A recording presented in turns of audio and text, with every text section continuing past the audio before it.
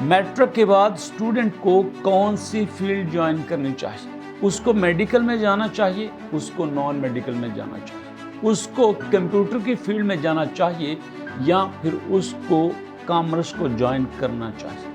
किस तरह से पता चलेगा किस बच्चे के लिए कौन सी फील्ड बेस्ट रहेगी? आज आपके साथ कुछ ऐसे सर्कमस्टांसेस शेयर करने वाला हूं कि जिनको देखकर आप खुद फैसला कर सकोगे कि आपके बच्चे के लिए कौन सी फील्ड बेस्ट रहेगी।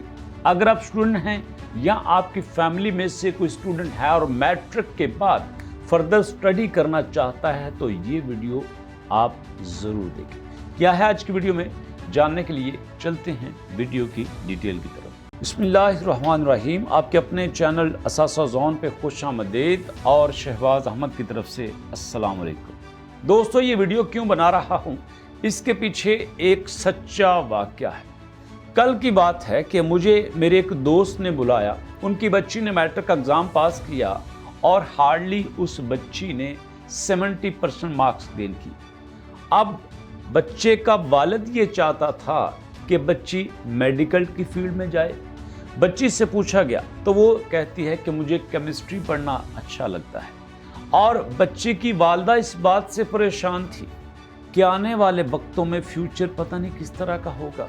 मेरी बच्ची बाहर जाएगी, बाहर किस तरह से मूव करेगी? बच्ची के सिक्योरिटी के पॉइंट ऑफ व्यू से वालदा की परेशानी अपनी जगह ठीक थी, बच्ची के वालिद की परेशानी अपनी जगह पे ठीक थी, क्योंकि वो ये चाहते थे कि उनकी बेटी ऐसा सब्जेक्ट पढ़े जिसमें एक सिक्योर जॉब भी हो, सिक्योर अर्निंग भी हो और इज्जत के साथ अपनी ज़िंदगी गुजार सके। अगर हम तीनों बातों को अपनी जगह पे रखें, स्टूडेंट का अपना पॉइंट ऑफ व्यू एक तरफ, स्टूडेंट के वालिद का नुक्ता नज़र एक तरफ और वालिदा की परेशानी एक तरफ, तो वहाँ पे हमें यह सोचना पड़ेगा कि बच्ची के लिए क्या बेस्ट है। और यही स्टोरी तकरीबन हर घर में होती है। आप सारी बातों को एक तरफ रख दीजिए, बच्चे का रिजल्ट कार्ड ही देख लें तो आपको पता चल जाएगा। रिजल्ट कार्ड में प्रेडिक्ट किया गया होता है, सजेस्ट किया गया होता है कि बच्चे को किस फील्ड में जाना चाहिए, मेडिकल में, नॉन मेडिकल में, कंप्यूटर में या फिर आर्ट्स में। ये सब कुछ समझने के लिए आपको मैं एक सच्चा वाकया सुनाता हूँ। एक बच्चा 10 साल तक वो हर क्लास में टॉप करता रहा और 10 साल के बाद जब वो कॉलेज में गया तो कॉलेज में एफएससी के पहले साल में वो फिजिक्स और मैथ में फेल हो गया। उसके बाद नेक्स्ट ईयर उसने पार्ट 1 और पार्ट 2 दोनों के एग्ज़ाम दिए और फिर दोनों में उसने पास किया। पास करने के बाद उसको लगा कि यार नहीं, मुझे मैथ पढ़ना चाहिए, मैथ का बड़ा स्कोप है। और इस तरह से उसने बीएससी मैथ ए, मैथ बी और फिजिक्स के कॉम्बिनेशन के साथ बीएससी में एडमिशन ले लिया और बीएससी के पार्ट 1 में फेल हो गया। और उसके बाद फिर उसने अगले साल पेपर दिए, फिर फेल हो गया और तीसरे साल फिर पेपर दिए जिसमें से वो लकीली पास हो गया, लेकिन मैथ्स में उसके नंबर सबसे कम आए। और दोस्तों, उसके बाद उसको लगा कि यार मैथ में तो पास तो हो गया हूँ, अब बीएससी के बाद मुझे एमएससी करना चाहिए। और उसने एमएससी मैथ में किसी न किसी तरह से एडमिशन ले लिया, या आप यूं कह ले कि उसका एडमिशन करवाया गया और एमएससी के पहले सेमेस्टर में फेल हो गया और फिर किसी तरह उसने अपने आप को प्रमोट करवा लिया दूसरे सेमेस्टर में। और दूसरे सेमेस्टर का नतीजा भी कुछ मुख्तलिफ नहीं था और उसने मैथ से फेडअप होके मैथ को छोड़ के कंप्यूटर में एडमिशन ले लिया। और कंप्यूटर में एडमिशन लेने के बाद उसकी परफॉर्मेंस बहुत अच्छी थी। वो फेल तो नहीं हुआ था, लेकिन ओवरऑल क्लास के अच्छे स्टूडेंट में उसका शुमार होता था।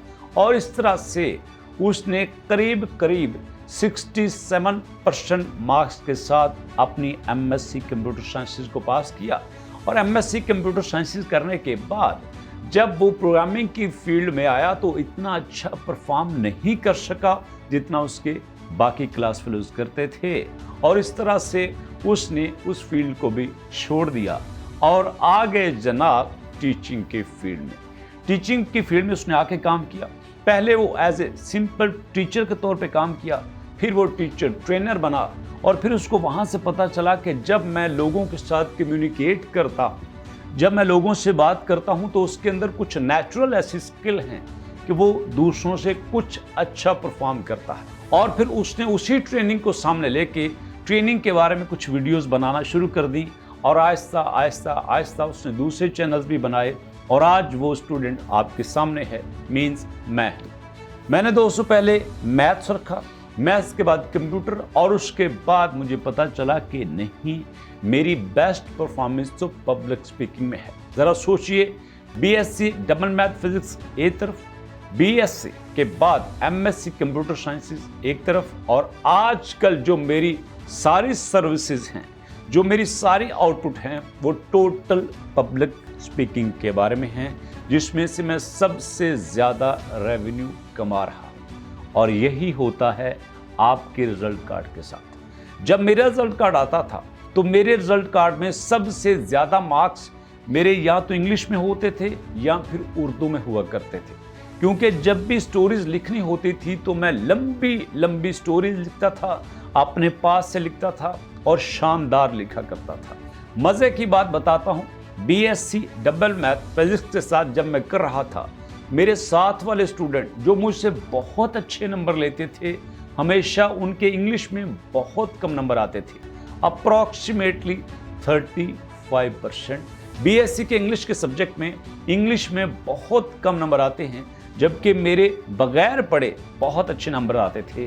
क्या इंडिकेट करता था मेरा रिजल्ट कार्ड कि अगर ये स्टूडेंट स्टोरीज लिखना चाहे, कुछ बोलना चाहे, कंटेंट क्रिएट करना चाहे तो ये कर सकता है। इसी तरह जो आपके बच्चे का रिजल्ट कार्ड होगा उसके ऊपर भी इंडिकेट किया होगा कि इसका कौन सा सब्जेक्ट बेटर है, किस में से इसने नंबर ज्यादा लिए हैं। जरा सोचिए, बच्चे का मैथ्स बहुत अच्छा हो और बच्चा ये कहे कि नहीं, मुझे मेडिकल में जाना है, ये हमारा बहुत बड़ा गलत फैसला होता है जो स्टूडेंट की जिंदगी के कई साल तबाह कर देता है। आप स्कूल से बैठिए, बच्चे का रिजल्ट कार्ड पकड़िए, उसमें से देखिए कि किस सब्जेक्ट में इसके सबसे अच्छे मार्क्स हैं। एक बात और, कौन सा ऐसा सब्जेक्ट है जिसमें बच्चे ने हेल्प नहीं लिया, मदद नहीं ली, उसके बावजूद इसने बहुत अच्छा परफॉर्म किया सेल्फ लर्निंग के जरिए, सेल्फ रीडिंग के जरिए। अगर कोई ऐसा सब्जेक्ट मिल जाए जिसमें बच्चे की सेल्फ लर्निंग हो, सेल्फ रीडिंग हो, उसकी अपनी रिसर्च हो और उसमें से उसने अच्छे मार्क्स लिए हों, तो वो सब्जेक्ट बच्चे के लिए सबसे बेटर होगी। क्यों? क्योंकि उसमें बच्चे का अपना इंटरेस्ट होता है, उसमें बच्चे का अपना पैशन होता है, उसमें बच्चे की अपनी दिलचस्पी होती है और वही उसका हिडन टैलेंट होता है, और उसी की बेस पे वो कुछ कर सकता है जो उसके साथ वाले नहीं कर सकते। और याद रखिएगा, जो हमारे जहन पे सवार होता है ना, नंबर्स कम आए, नंबर्स थोड़े आए हैं, नंबर गेम कुछ साल बाद कोई हैसियत नहीं रखती। आप में मुस्तकिल मिजाजी कितनी है, आप में पीपल स्किल्स कितनी है, आप रिसर्च कितनी करते हो, आप अपने काम के साथ कमिटेड कितने हो, आप हार्ड वर्कर कितने हो, ये सब बातें आपको ज़िंदगी में आगे लेके जाती हैं। नंबर्स किसी हद तक काम करते हैं, लेकिन नंबर सब कुछ नहीं होते। आप किसी भी स्टूडेंट का फैसला करें या कोई स्टूडेंट आपके साथ कंसल्ट करे या कोई स्टूडेंट अगर ये वीडियो देख रहा है, तो वो फर्दर एडमिशन लेने से पहले ये सारी बातें ज़हन में ज़रूर रखें। कैसी लगी वीडियो, कमेंट सेक्शन में अपना फीडबैक ज़रूर दीजिएगा। मिलेंगे दोस्तों नेक्स्ट वीडियो में। नेक्स्ट वीडियो तक के लिए अल्लाह की